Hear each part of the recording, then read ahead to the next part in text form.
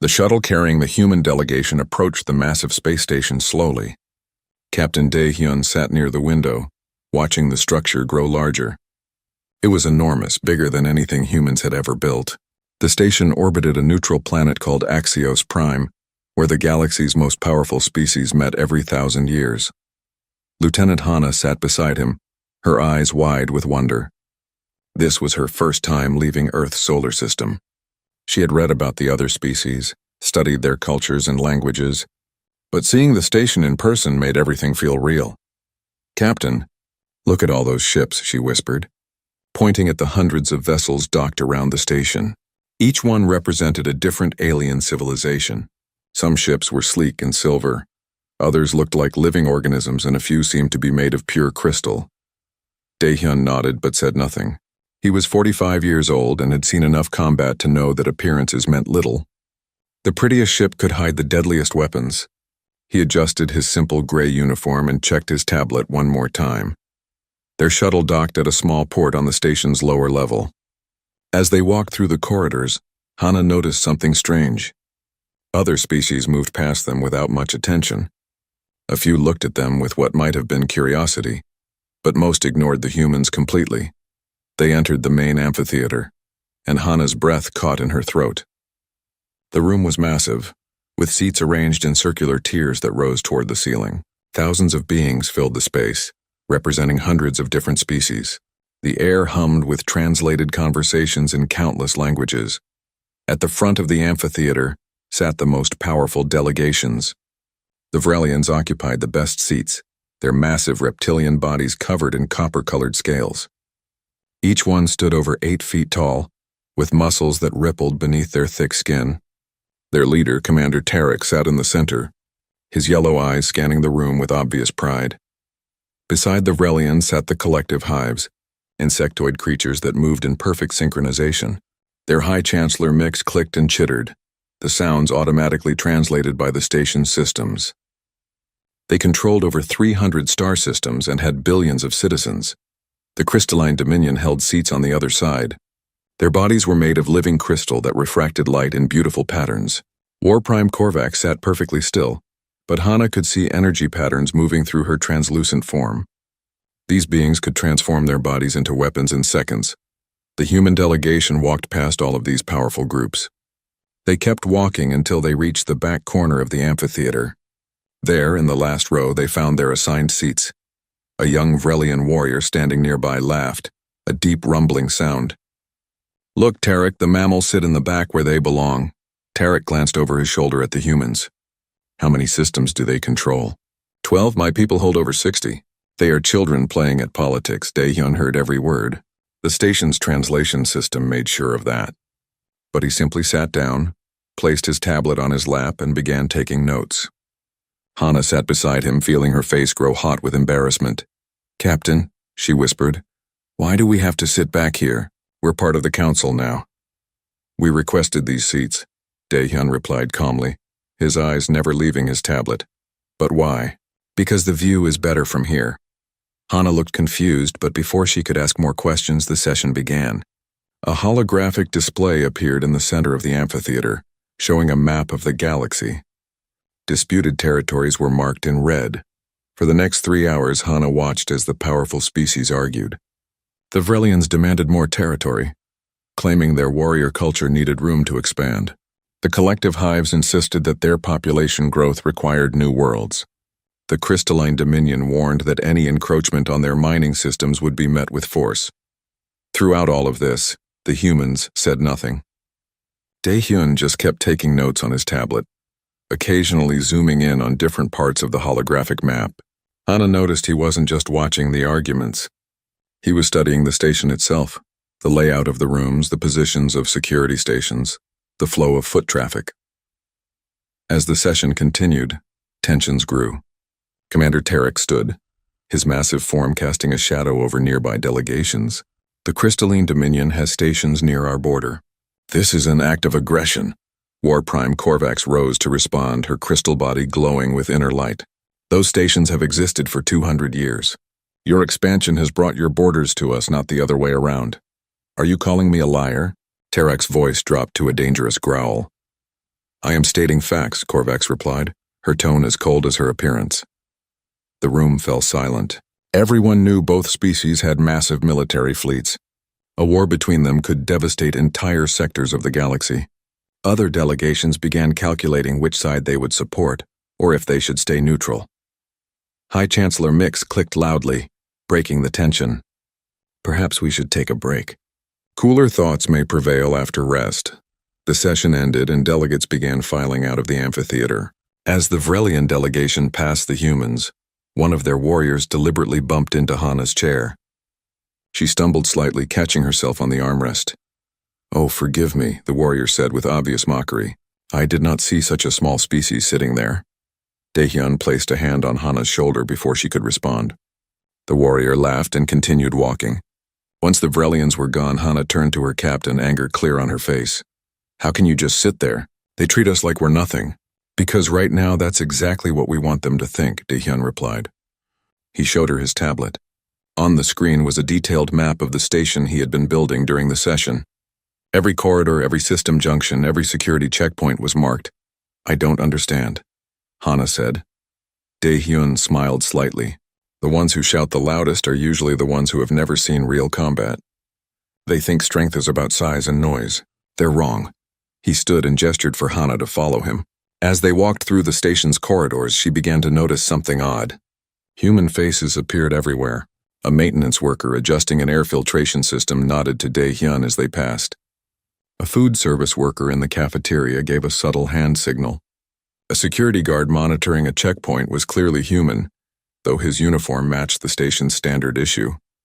"Captain, how many of us are on this station?" "Enough," Daehyun replied. "We volunteered for all the positions nobody else wanted. Maintenance, food service, secondary security. The powerful species see these jobs as beneath them. They'd rather bring their own people for important tasks and let the station hire whoever for the rest. So we're everywhere," Hana realized. "Now you're beginning to understand." Daehyun stopped at a viewing window that looked out at the docked ships. "They think we sit in the back because we're weak. But from the back you can see everything. You can watch, learn, and plan. The species in the front make themselves targets. Everyone wants to knock them down. But the species in the back?" He turned to look at her. "They're easy to forget, easy to underestimate." Hana stared out at the massive warships of the Vrelians and the crystal formations of the Dominion's fleet. She thought about the small human shuttle that had brought them here, so plain and unremarkable compared to those mighty vessels. "What happens if they realize we're not as weak as we look?" she asked. Daehyun's expression grew serious. "Then we'll show them exactly why predators should fear the prey that learn to hunt back." They returned to their quarters for the night. Tomorrow would bring more arguments, more posturing, more tension between the galaxy's powers, and through it all the humans would sit in the back, watching and waiting. But Hana understood now. They weren't hiding in the back out of fear. They were positioned there by choice, by strategy, by a plan that she was only beginning to understand, and that made her more nervous than any alien warrior ever could. 3 days had passed since the summit began and nothing had been resolved. If anything, the tensions had grown worse. The Vrelians and the Crystalline Dominion continued their cold standoff, each refusing to back down. Other species took sides or tried to profit from the conflict. Through it all, the human delegation sat in their back corner, watching and taking notes. Captain Daehyun had filled 3 tablets with observations. Lieutenant Hana had stopped feeling embarrassed about their position. Now she watched the other species with the same careful attention as her captain. On the morning of the 3rd day, Ambassador Kyung-soo joined them.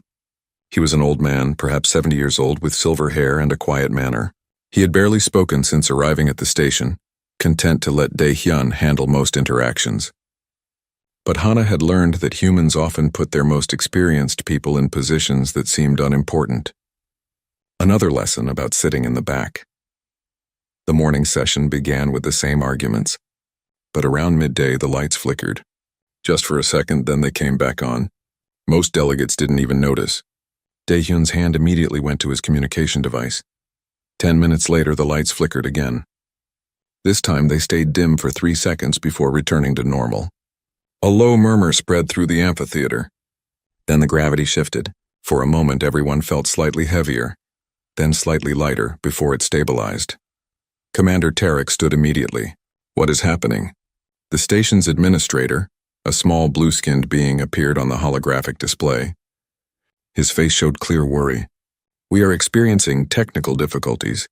Please remain calm. There is no danger. But 5 minutes later, an alarm began to sound. The holographic display showed a schematic of the station with several sections marked in red. The air circulation system was failing in the eastern sectors.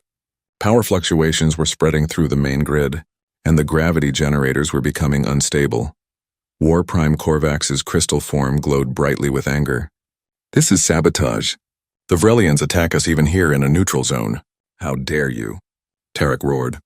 If anyone has sabotaged this station, it is your people. You have the technology to manipulate energy systems. Enough. High Chancellor Mix's clicking voice cut through the argument. We must evacuate to our ships until this is resolved. Chaos erupted. Delegations rushed toward the exits. Some species were faster than others, pushing smaller beings aside. The Vrelians moved as a unit, their warriors forming a protective barrier around their diplomats. The crystalline dominion simply teleported to their designated transport areas, an ability that made other species jealous. Through all of this confusion, the human delegation didn't move. Dae-hyun, Hana, and Ambassador Kyung-soo remained in their seats. Around them, the amphitheater emptied rapidly. Hana watched the panic with wide eyes. Captain, shouldn't we evacuate too? No need, Dae-hyun replied.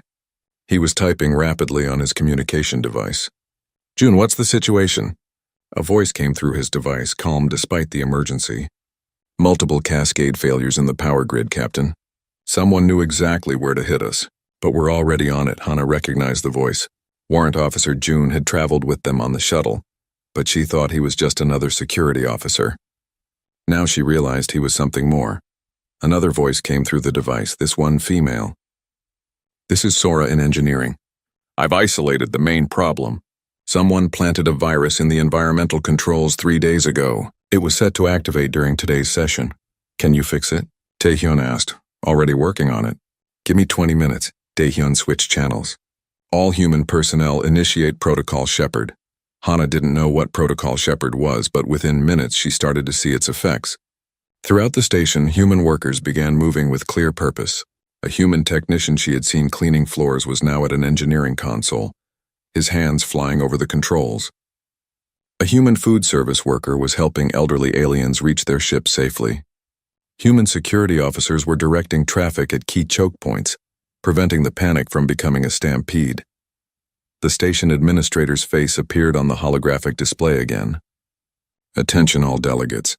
We have located the source of the sabotage. A virus was introduced into our systems. Our technicians are working to neutralize it. Please remain with your delegations. But before he could say more, every alarm on the station began blaring at once. A new alert appeared on all displays, this one in harsh red letters that made Hana's blood run cold. Incoming vessels detected. Unknown configuration. Hostile intent probable. Dae-hyun's device crackled. June's voice came through, no longer calm. Captain, we've got company. Long-range sensors show 20 ships approaching fast. They're not broadcasting any identification codes. Pirates. Ambassador Kyung-soo said quietly. It was the first time he had spoken all day. They'd been watching the summit, waiting for a moment of weakness. The station administrator reappeared, his blue skin now pale with fear. All delegations, we have a crisis. An unknown fleet is approaching. They will arrive in 6 hours. Our defensive fleet is scattered across the system. They cannot assemble in time to defend us. War Prime Korvax materialized back in the amphitheater, along with Commander Tarek and High Chancellor Mix. Other delegation leaders began returning as well, realizing they had nowhere safe to run. The pirates would destroy any ship trying to leave. How many ships does this station have for defense? Tarek demanded. 4 frigates and 6 patrol ships, the administrator replied. Not enough to face 20 warships. Then we are trapped, Mix clicked nervously. Our fleets cannot reach us in time.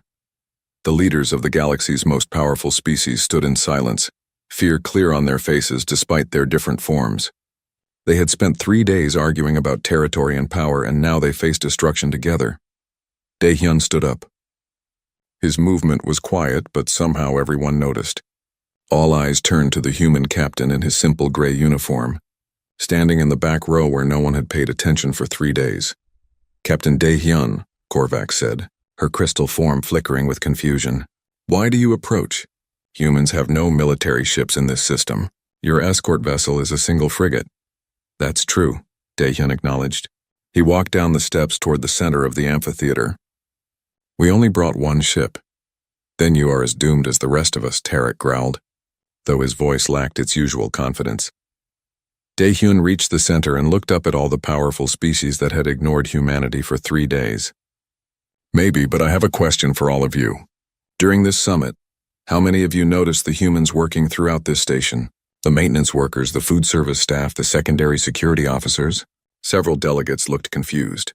Others began to understand, their expressions changing. "How many of you wondered why humans volunteered for all the jobs nobody else wanted?" Dae-hyun continued. "How many of you asked yourselves what we were really doing here?" He activated his tablet, and a holographic display appeared beside him. It showed a complete map of the station's systems, far more detailed than anything the station administrator had. Every power conduit, every life support node, every sensor array was marked and labeled.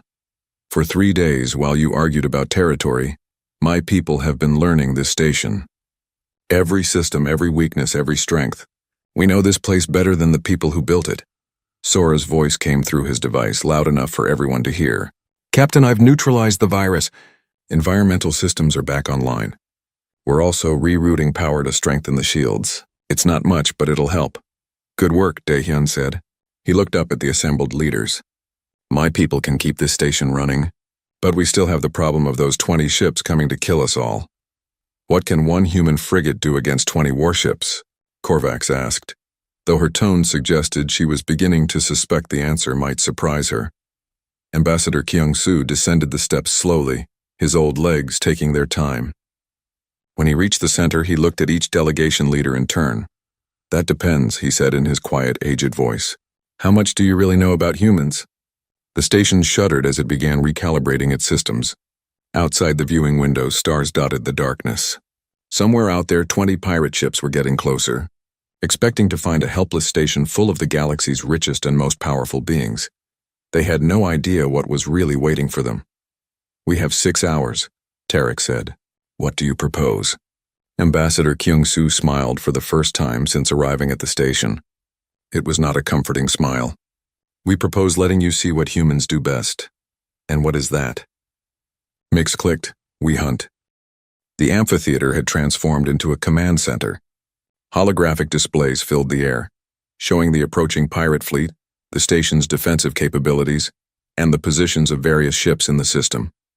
The delegation leaders stood in an uneasy circle, watching as Ambassador Kyung-soo directed human personnel throughout the station. Commander Tarek paced back and forth, his heavy footsteps echoing. "I still do not understand. You have one frigate, one. Even if it is the finest ship in your fleet, the numbers are impossible."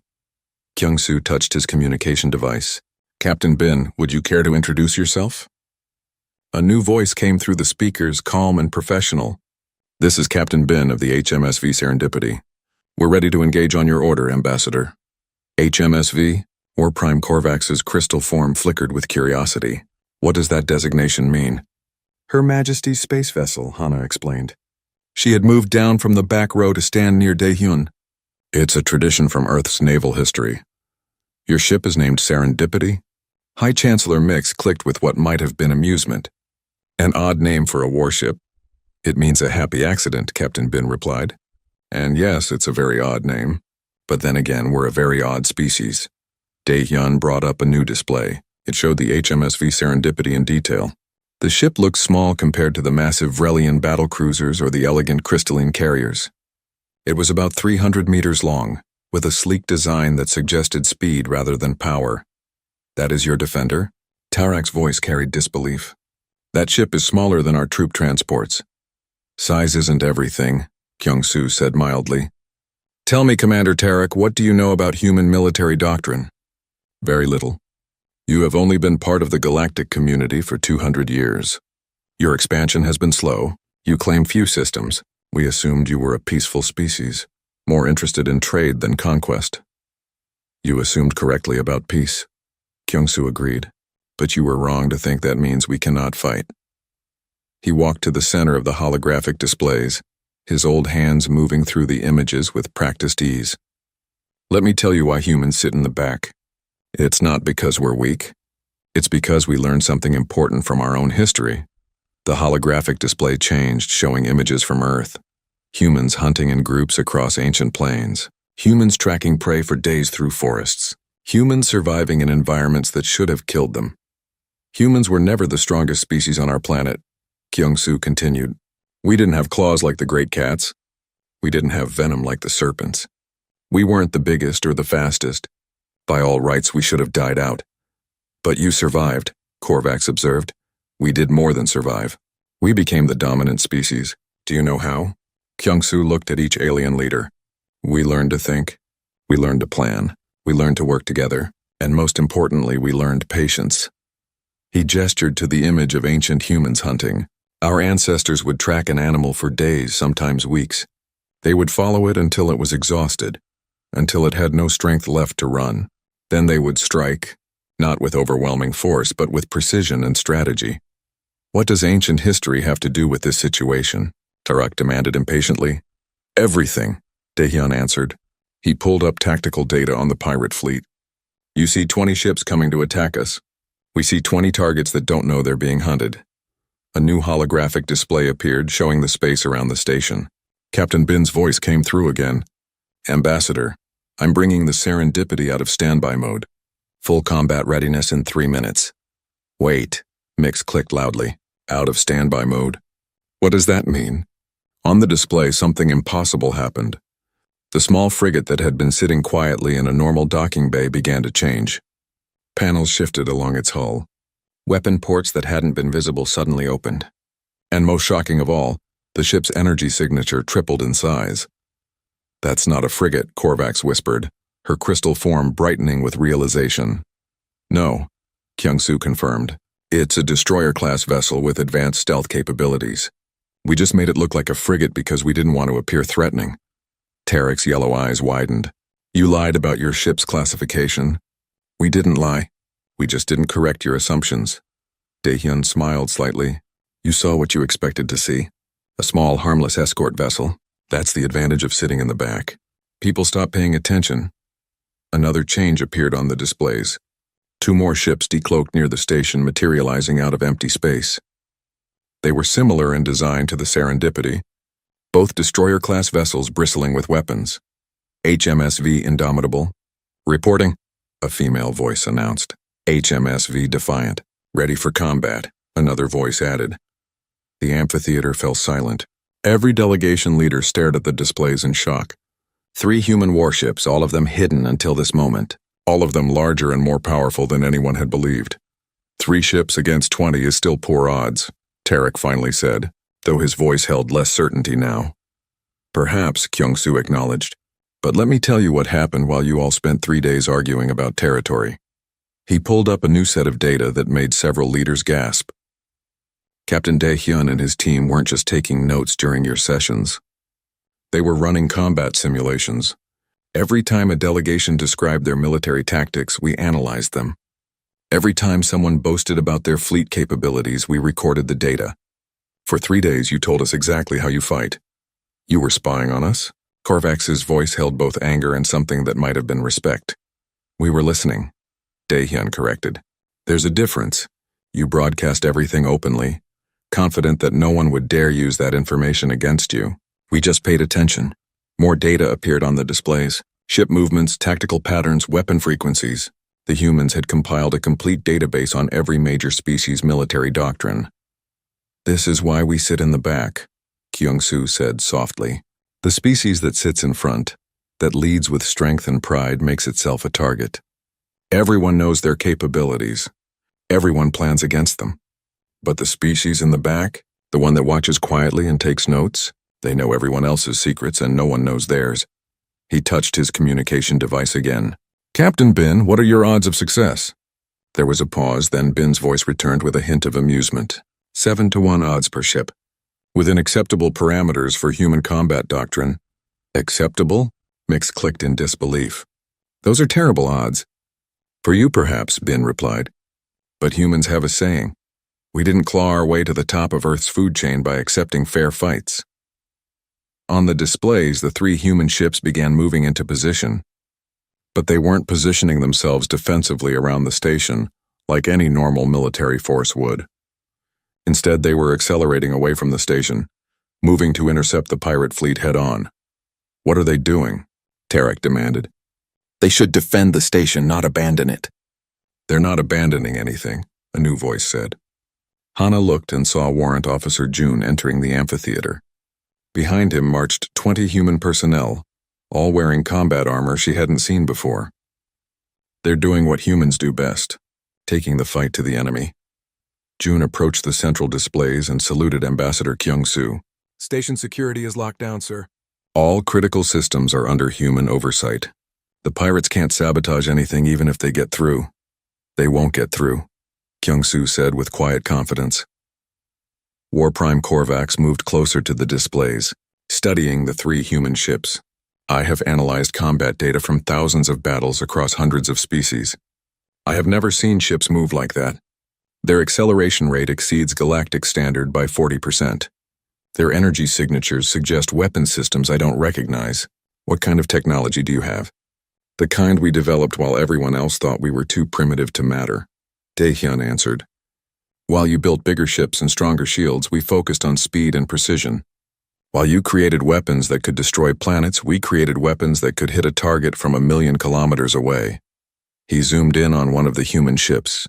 "Our vessels use railguns, simple kinetic weapons that fire solid projectiles at extremely high velocities. No energy signature until they fire, so they're hard to predict. And when a piece of metal hits your ship at 0.1% light speed, your shields don't matter much." "This is insane," Tarek said, but his voice held a new tone. Not mockery anymore, but something closer to fear. "You've been hiding your true capabilities since you joined the council?" "We didn't hide anything," Kyung-soo replied.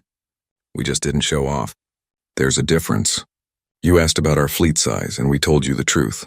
12 systems, modest military forces. You asked about our technology, and we shared what we felt was appropriate. You never asked the right questions." "What would have been the right questions?" Korvax asked. Ambassador Kyung-soo's smile grew wider, and for the first time the alien leaders saw something in his old eyes that made them deeply uncomfortable. It was the look of a predator that had been patiently waiting for exactly the right moment. The 3 human ships accelerated through space, moving faster than any vessel the assembled aliens had ever seen. On the holographic displays in the amphitheater, red dots representing the pirate fleet drew closer to the 3 blue dots of humanity's defenders. Captain Bin's voice came through the communication system, calm and measured. "Serendipity to command. We're in position. 2 hours to contact. Beginning sensor sweep of enemy vessels." Daehyun stood at the command displays, his fingers moving through the holographic controls. Beside him, Lieutenant Hana watched the tactical readouts with growing understanding. She had spent 3 days learning how humans operated, and now she was about to see why that mattered. "Captain," she said quietly, "we're really going to attack them head-on. Shouldn't we wait for them to come to us?" "That's what they expect," Daehyun replied. "Every species in the galaxy fights defensively when outnumbered. They build strong positions and make the enemy come to them. It's logical, it's safe, and it's predictable. So we do the opposite. We do what makes sense for humans." He pulled up historical data on the displays. On Earth, when our ancestors hunted large predators, they didn't wait in caves for the animals to attack. They went out and tracked them. They learned their patterns, their weaknesses. Then they struck at the moment of their choosing. War Prime Korvax had been listening. Her crystal form pulsed with curiosity. "But those pirates outnumber your ship 7-1. This is not a hunt. This is suicide, is it?" Ambassador Kyung-soo joined the conversation. "Tell me, War Prime, how do your people fight?" "We form battle groups. Our ships create geometric patterns that maximize shield overlap and firing angles. We advance as one unit, using superior coordination to overwhelm enemies." "And you, Commander Tarek?" The massive Vrelian growled softly. "We charge. Honor demands we face our enemies directly. Our ships are built like fortresses, able to take damage while delivering devastating firepower at close range." "High Chancellor Mix," the insectoid leader clicked thoughtfully. "We swarm. Hundreds of small ships attacking from all directions simultaneously. Individual losses are acceptable if the collective succeeds. Kyung-soo nodded. All excellent tactics, all proven through centuries of warfare, and all completely predictable. An enemy who studies you knows exactly what you'll do. On the display, the pirate fleet's formation became visible. 20 ships arranged in a standard attack pattern, obviously borrowed from major galactic powers. They would strike the station from multiple angles, overwhelming its defenses through superior numbers. They're using collective hive swarm tactics, Mix observed. A wise choice against a fixed position. It would be, Daehyun agreed, if we were defending the station. But we're not, Captain Bin's voice interrupted. Serendipity to all ships. Targets acquired. Initiating protocol chaos in 3 minutes. Protocol chaos? Tarak's translator struggled with the human term. What kind of battle plan is that? It's not a plan, Hana said, finally understanding. That's the point. The human ships were 1 hour from contact now. On every display, alien observers watched as the 3 vessels began moving in patterns that made no tactical sense. They weren't maintaining formation. They weren't creating overlapping fields of fire. Instead, each ship started moving independently, their courses seeming almost random. What are they doing? Korvax asked, her confusion evident. They're breaking formation. They'll be easy to surround. That's what they want, Kyung-soo explained. Human military doctrine is built on unpredictability. We don't fight in formations because formations can be countered. We don't follow standard tactics because standard tactics can be predicted. Every human ship captain has authority to make their own decisions in combat. That's chaos, Tarak objected. How do you coordinate? We don't, not the way you think. Our captains all understand the mission objective. How they achieve it is up to them. Kyung-soo pulled up more data. This is what we learned from Earth's apex predators. A pack of wolves doesn't follow a rigid plan. They adapt constantly, responding to their prey's movements in real time.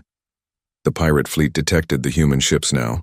On the communication channels, Daehyun could hear their confusion. They had expected to find a helpless station. Instead, 3 warships were racing toward them at impossible speeds.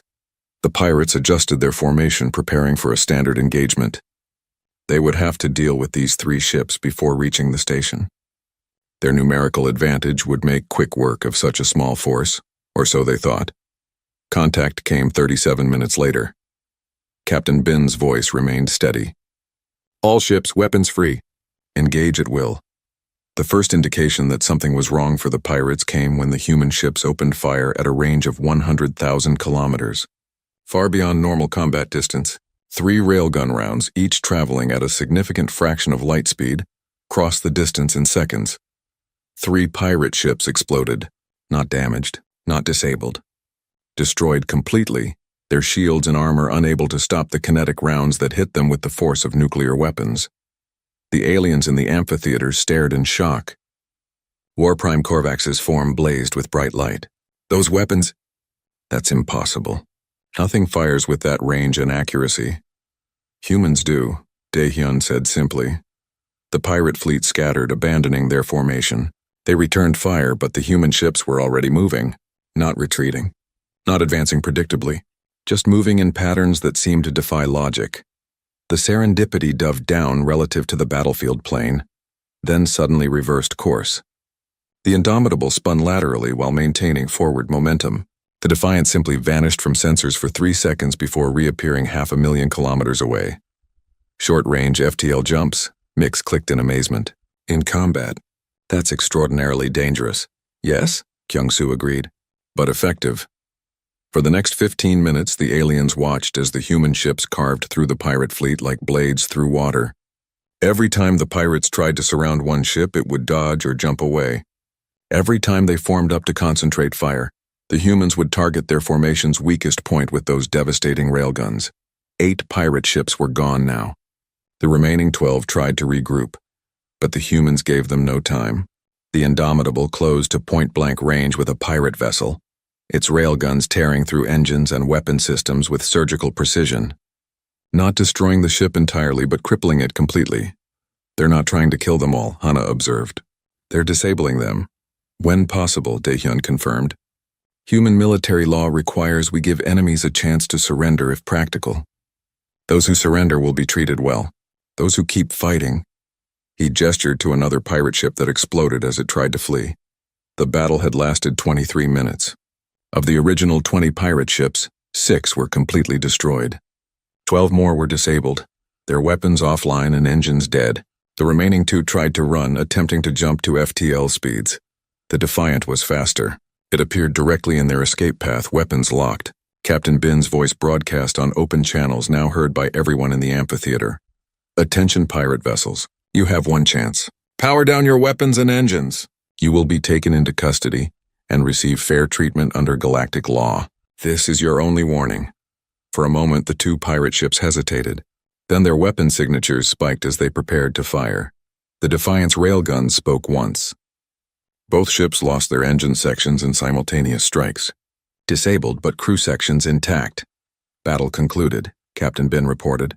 Total time 27 minutes. All pirate vessels neutralized.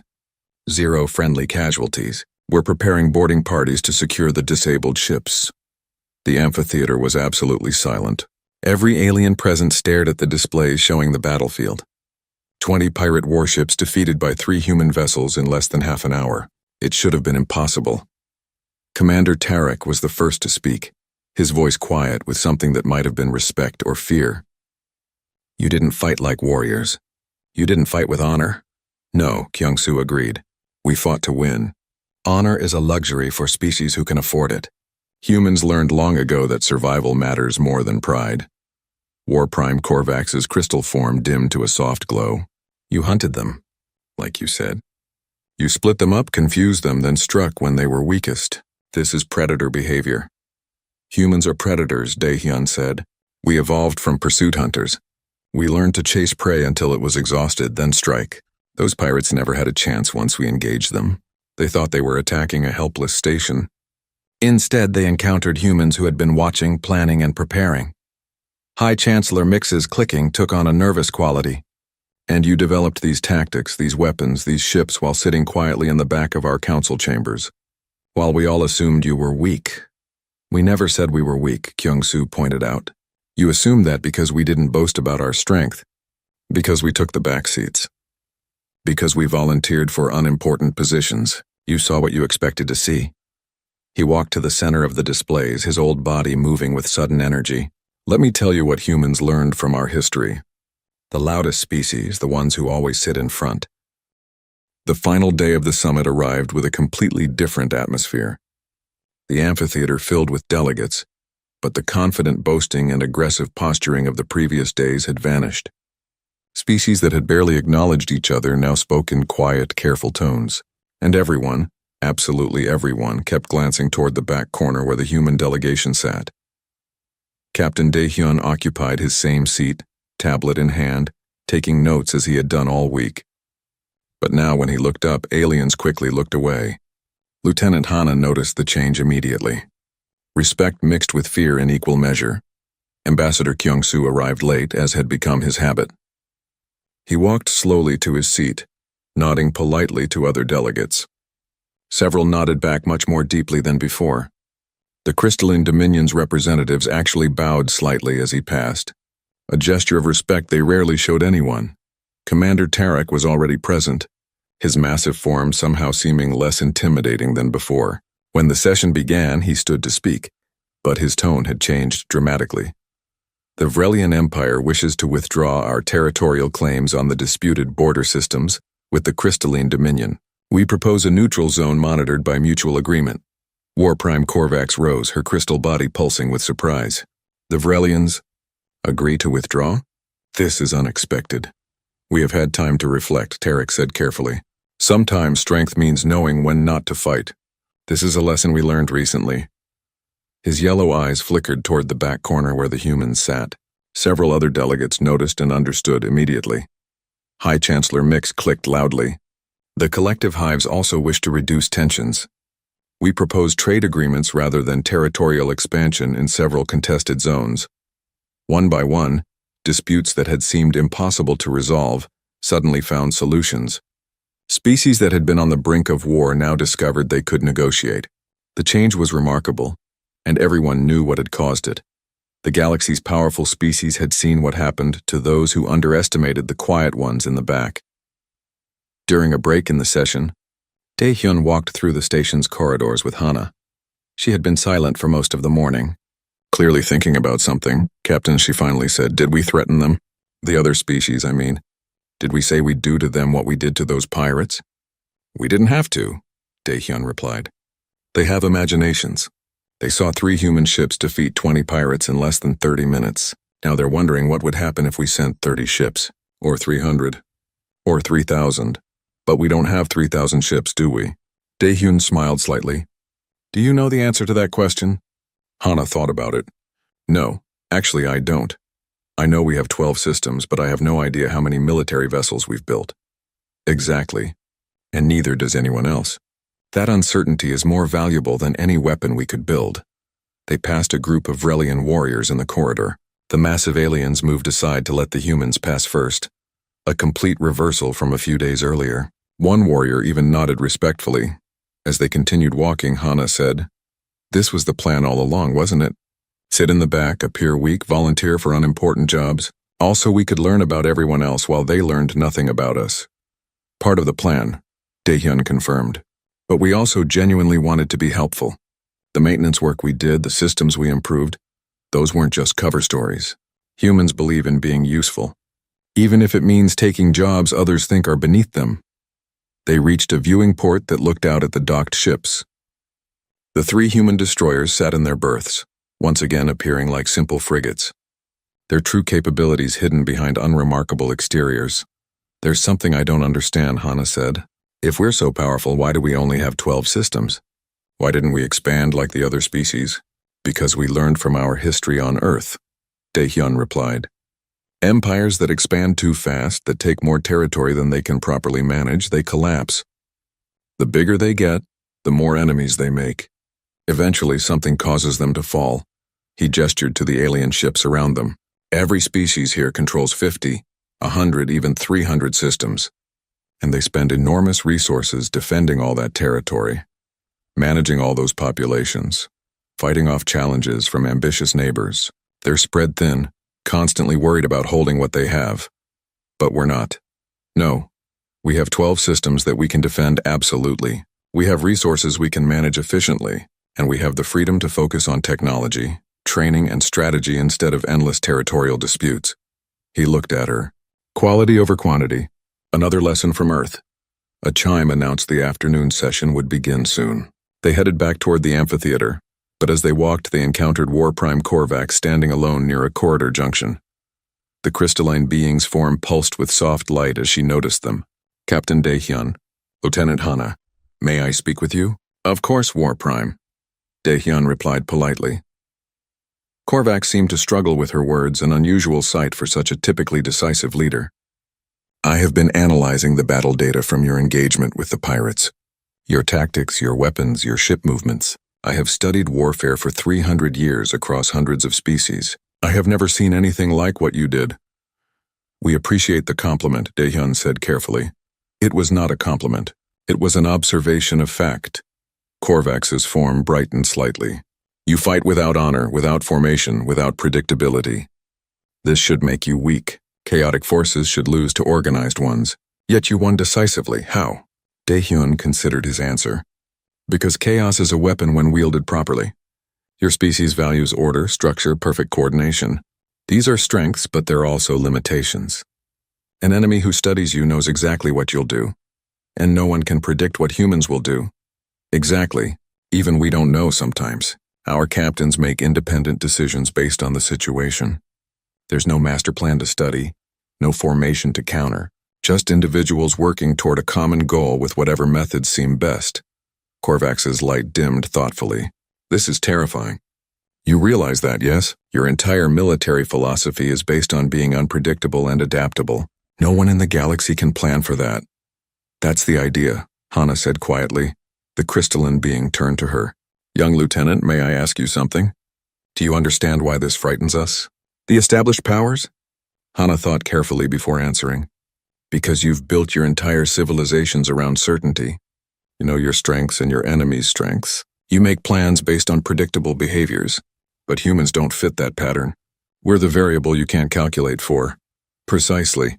Korvac looked between them. And now you sit in the back of our council chambers watching us, learning our patterns while revealing nothing of your own. We have no idea what you're truly capable of. We don't know how many ships you have, what other weapons you've developed, or what you're planning. We're not planning anything aggressive, Daehyun assured her. Humans genuinely want peace. That's not a deception. I believe you. But your definition of peace includes being prepared to destroy anyone who threatens you, with efficiency that borders on cruelty. Is efficiency cruel?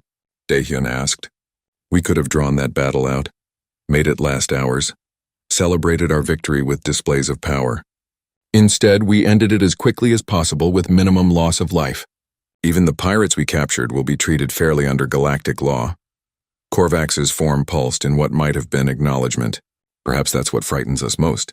You don't fight from anger or pride. You fight like you're solving a problem. Remove the threat, minimize the damage, move on. There's no passion in it, no fury, just cold calculation. Would you prefer we fight with rage? Hana asked. No, but rage I would understand. Rage has patterns, weaknesses, calculation. Korvax trailed off. How does one fight an enemy that doesn't let emotion cloud their tactics? By not making them your enemy, Daehyun suggested. That's why we sit in the back, War Prime. We're not trying to dominate the council. We're not seeking to expand our territory or prove our superiority. We just want to be left alone to grow at our own pace. And in return, we offer our help when needed. The afternoon session proceeded smoothly. More disputes were resolved. New trade agreements were proposed. The summit that had begun with aggressive posturing and near conflicts ended with unprecedented cooperation. As the final session concluded, Ambassador Kyung-soo stood to address the assembly. It was the first time he had formally spoken to the full council. Honored delegates, he began, his old voice carrying surprising strength. This summit has been educational for everyone. We have learned much about each other, about our different approaches to power and conflict. He paused, looking around the amphitheater. Humans came to this summit with a simple goal: to observe, to learn, and to help where we could. We sat in the back not because we felt inferior, but because we understand something fundamental about power. True power doesn't need to announce itself. It doesn't require front row seats or loud proclamations. True power is quiet, patient, and ready when needed. It watches,